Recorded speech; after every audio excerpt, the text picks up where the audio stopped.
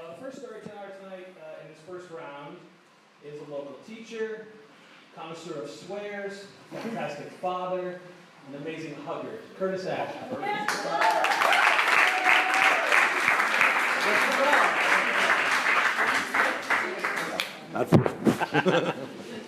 you need any help with the mics? No, sir. I can fuck this up myself.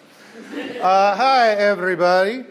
I grew up here. Don't count that against me. I attended Boston University, so I became very familiar with the drive up and down the Mass Pike, the almost full length of it, the monotonous straight line with no turns, or variation in how once you pass Springfield on the way back to the Berkshires, there is nothing and no one. I did not have a car because, as I said, I was a college freshman. But my friend Jesse had an IROC Z28. For those of you too young to know, that is a douchebag sports car. And it's very low to the ground. It goes very fast. It's like a souped-up go-kart. And I borrowed it on occasion to run some errands or do a thing or get groceries, and then one time to drive home because I wanted to surprise my mother for her birthday. I was just going to show up and sneak into my room, and then in the morning I was going to sneak down and make her breakfast and scare the shit out of her because that's love. And so I borrowed his car, and I went and I bought some presents and tooled around the city and had a really great time in this like sporty little roller skate strapped around me. And then I got on the Pike, and I'm going down the Pike, and cars have a certain speed they want to go.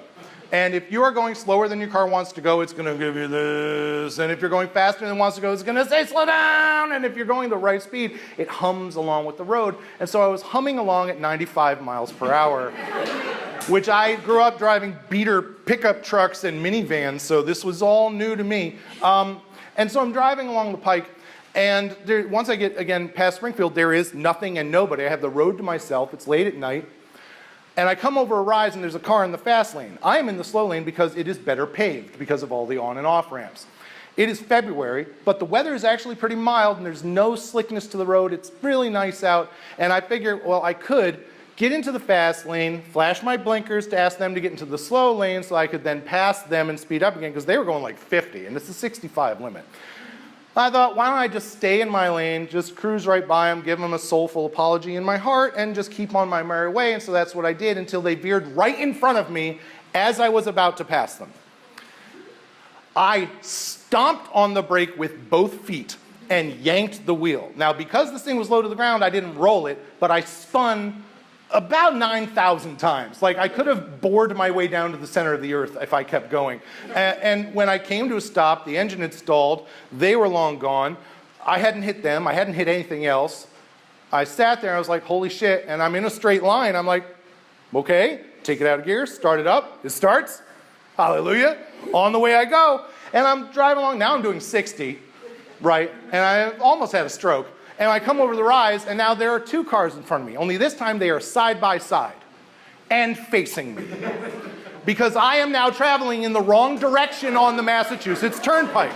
And I had heard of people doing this and having accidents. I thought, what an asshole. And so my choices are hit them, spin out again and hope for the best, or take this off-ramp that I just noticed, holy shit, I'm slowing down to like 45, just barely make it onto the off-ramp, which is, of course, a fucking on-ramp, which I figure out when there is a car on it coming this way. They lay on the horn. I've now got it down to about 40. I'm kind of skidding my way around the turn towards the toll plaza, which is right there. I barely get it down to 35, shoot the gap through the toll plaza, come over the little median bump onto the right direction, and took the back roads the rest of the way home. My mother loved her breakfast. She was very surprised to see me. I was very surprised to see me. And I was amazed that I didn't get killed, I didn't kill anybody else, I didn't get a ticket. I go back to Boston. A couple weeks later, Jesse calls me. He's like, dude, you got a speeding ticket in my car. What are you talking about? Well, there's this picture of you at a toll booth going through at like 35 miles per hour. It's a $50 ticket. And nowhere on the ticket did it mention I was going the wrong way. So neither did I. Thank you.